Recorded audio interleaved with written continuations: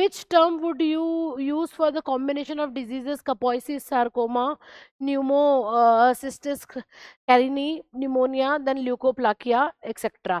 ये जितने भी terms यहाँ पर given हैं, we all read this in case we all read these words in case of AIDS. कि AIDS के केस में क्या होता है, AIDS पेशेंट की जो इम्यूनिटी है वो कॉम्प्रोमाइज हो जाती है, इम्यूनिटी जो है पूरी तरीके से शैटर हो जाती है, और फिर उस केस में क्या होगा, वीक इम्यूनिटी की वजह से ऐसे इन्फेक्शंस उसको होने लगते हैं जिनसे अदरवाइज कोप करना बहुत इजी था, जिनसे अदरवाइज बचना बहुत इजी था। तो immune system is compromised in case of AIDS. तो फिर जब ऐसे इन्फेक्शंस होते हैं वीक इम्यून सिस्टम पर, तो they are called the opportunistic infections, they are the opportunistic diseases. क्या होगा, Kaposi's sarcoma, it is the kind of skin cancer in case of AIDS patient या इम्यूनो कॉम्प्रोमाइज्ड इंडिविजुअल्स में होगा। Pneumocystis कैर्नी से जो pneumonia होगा, ये एल्वेलाई को इफेक्ट करता है, निमोनिया है, तो ये भी कैंसर पेशेंट्स के सॉरी एड्स पेशेंट्स के केस में देखा जा सकता है। ल्यूकोप्लाकिया क्या होगा, leukoplakia is the white deposition, white plaque like deposition in mouth, on gums,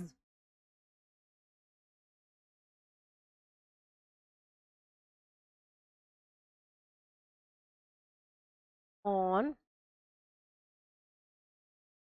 mouth और इवन गम्स में हो सकती है,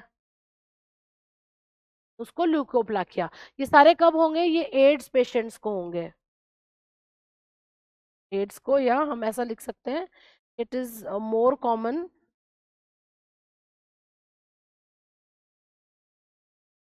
इन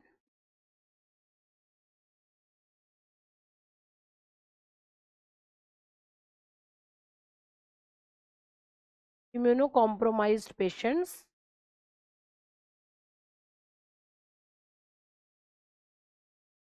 as in एड्स। ऐसे इन्फेक्शंस को क्या बोलते हैं, अपॉर्चुनिस्टिक इन्फेक्शंस।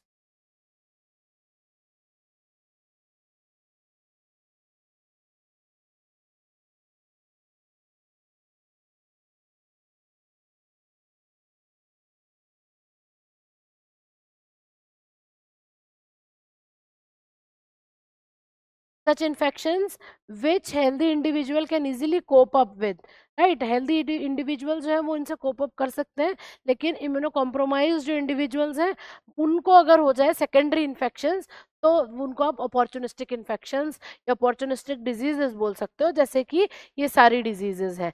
कंटेजियस डिजीज जो कांटेक्ट से, टच वगैरह से होती है वो डिजीजेस, डायरिया भी यहाँ पर करेक्ट नहीं होगा।